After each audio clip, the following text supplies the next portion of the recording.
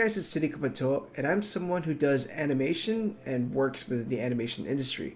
Now, the thing that I do want to bring up is that a lot of my learning experience is pretty much self-taught, meaning that I'm taking initiative on how I want to learn and improve. So I decide how I want to go about it rather than following a teacher, following mentorship, or doing a class. But it's not just me, it's a lot of people in our field. Whether they're doing live drawing studies, whether they're practicing by doing assignments, or trying to emulate their favorite artists, you've made that decision to do that for yourself. So for this video, I do want to talk about different approaches or different ways one could self-teach. And I'm going to be mostly talking about drawing and animation. So a lot of the stuff that I'm going to talk about is related to that realm. Now, the first one I want to talk about is the fundamentalist approach. I would also call this the technical or the academic approach. This is where you do exercises that strengthen your understanding of things like the principles of animation or your technical foundations. Technical and foundational skills are quite important if you want to have the skills to be able to do the work. So one example is like you're doing drawing studies, you're basically breaking down a drawing into solid forms like cylinders, squares, cubes to get better at that foundation constructive drawing. And for animation, you'll hear practices like the bouncing ball, the pendulum swing, the waving flag, the flapping grass, walk cycles here and there. These build your mechanical understanding of animation. The advantage is you just become a better draftsman. The disadvantage of the study alone is that it's not very fun and it's very into the rules. So I feel like stuff like this alone doesn't really necessarily train your creative skills. And I think that's a huge part of being an artist or a creator. That's where the voice and style come into play. Now, the next one I want to talk about are tips and tricks. So these are hacks, cheats, shortcuts, quick fixes, quick solutions, advice that shortens the process. So over time, you'll often see tricks shared by other artists and professionals to tackle certain subject matters. These are quick things an artist can do to solve a problem that could take a long time. So an example is when an artist gives a tip on how to draw a complicated feature of the human body like the human hand. And this artist is able to break it in a way on how to draw that hand simpler but still being effective. Some tips are as simple as, hey, you want to add some form to your blob or shape? Add like a T. Or think about the letter Y to give it a bit of edges and corners. Again, these are sometimes known as cheats because it requires less effort. That's why you see many artists draw like an egg in a box instead of drawing a fully detailed rib cage and a fully detailed pelvis as a foundation. Instead of trying to draw like the torso as accurate as possible, start with a moldable beanbag and then work from there. Now, a lot of these tips were formed by professionals who had to do this stuff again and again, so they came up with a solution on how to be able to do that same amount of work with less effort. Very common in the storyboarding world. The great thing is that you get exposed to different exposures on how artists solve problems, and that can influence how you work and how you implement your own styles. But there are some issues with just tips and tricks. Sometimes that tip and trick isn't appropriate for the style that you're working with. Not all tips and tricks work for the same style. Or sometimes a certain tip or trick can become a habit that can hinder your growth or hinder your style. It's good to get as many different tips as possible. Different tips on how to draw the same subject matter like the torso or the hand, because there's a lot of different solutions for the same thing. The next one I want to talk about is influences and inspirations. So this is where you kind of study the artists that you look up to, you break down their work, you understand their style, and you try to replicate it or to emulate it. Sometimes there are character design challenges that me and my friends do. We look at an artist that we admire and we try to make new work that's heavily inspired by that artist. And this is a great way to show how you understand someone else's style, what you like about that style, and how you implement that or pay tribute to that style. And it actually contributes to your current work or your current style.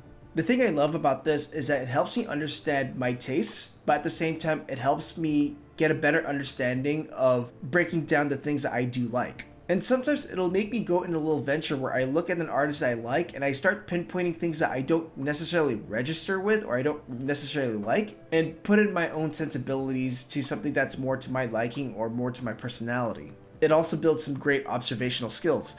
Now, the issue with only doing this is that an artist's view of the world is very specific and unique to them, and even the tastes are very specific to the artist. I have very different tastes to artists that I admire and look up to, and sometimes a lot of those nuances can seep into your work. Whether that's a good thing or a bad thing, that's something that you have to decide for yourself. I know personally, I've realized that I sometimes take too much of another artist without thinking, and suddenly I'm like implementing what they have in their work that doesn't really feel true or personal to me. So that's just something that I wanted to bring up. And sometimes only studying someone else's work can also lead to a habit.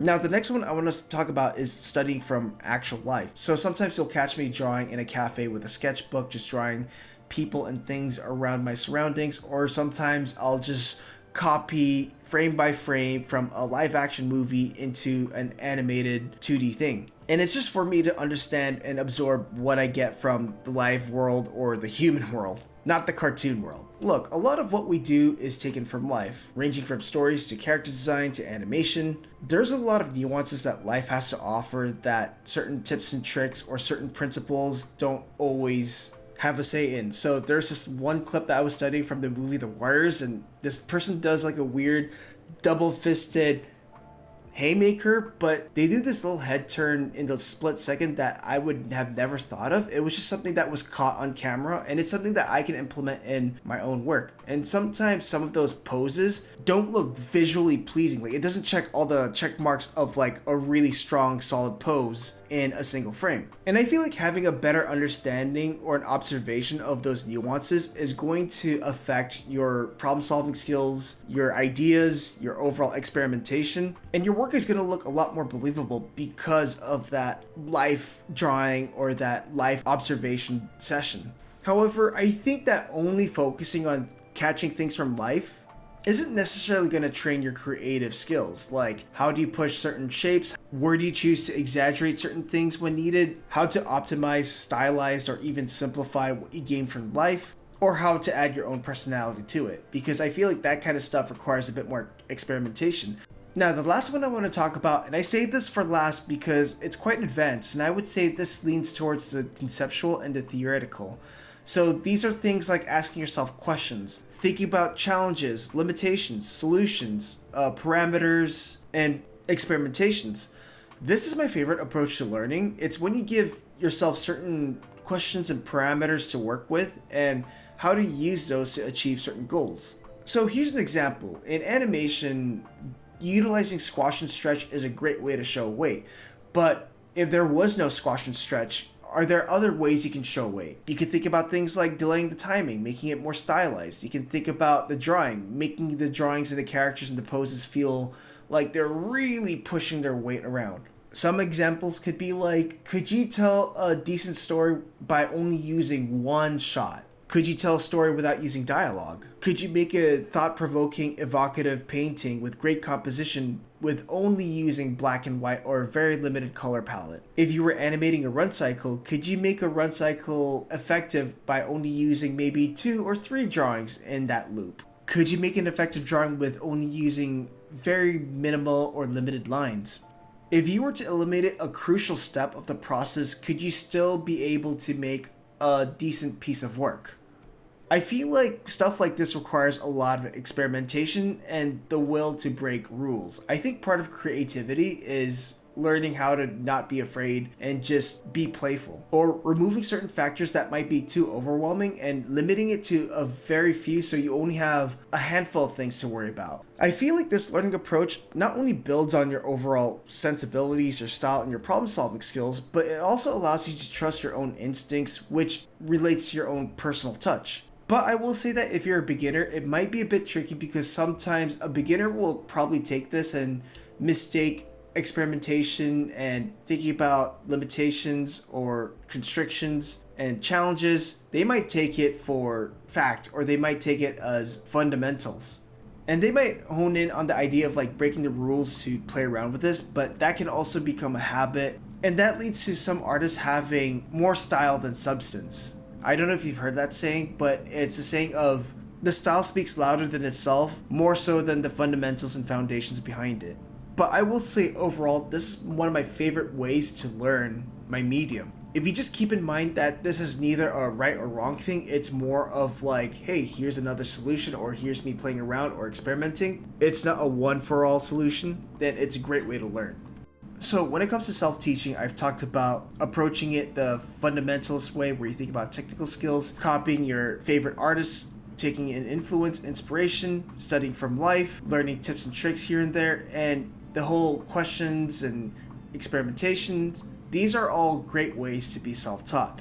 Now, as you've noticed, I've never said one is better than the other. When I talked about disadvantages, I've always said the issue with only learning this approach is yada yada yada, blah blah blah. And the reason why I say that is because I think it's a good idea to mix the approach of being self-taught. Like, hey, there's a time where you can work on your fundamentals. I do that time to time. I give myself personal projects where I'm really thinking about limitations and rules I set for myself, where I'm challenging myself to think in that way. I experiment with tips and tricks sometimes because I want to find ways to work faster and get the job done. So overall, when you're teaching yourself animation or whatever, when you're like on the self-teaching journey, I think it's good to mix it up. Maybe some days or some weeks you feel a certain way, change it up the next time. And I think that's going to get you out of that plateau when you sometimes feel like you're stuck, you're not improving, you're getting anxious, you're getting bored, you're getting stagnant. That's a sign that you need to change it up and flex that other side of that creative brain. Anyways, that's all. Bye. Interested in learning hand-drawn animation or learning how to finish an animated shot from beginning to end? Have a look at the store where you'll find the complete Introduction to 2D Animation video course, tutorials, and other resources. Learn classical animation approaches, drawing, lectures, techniques, and other process videos. Visit the store through the link in the description below.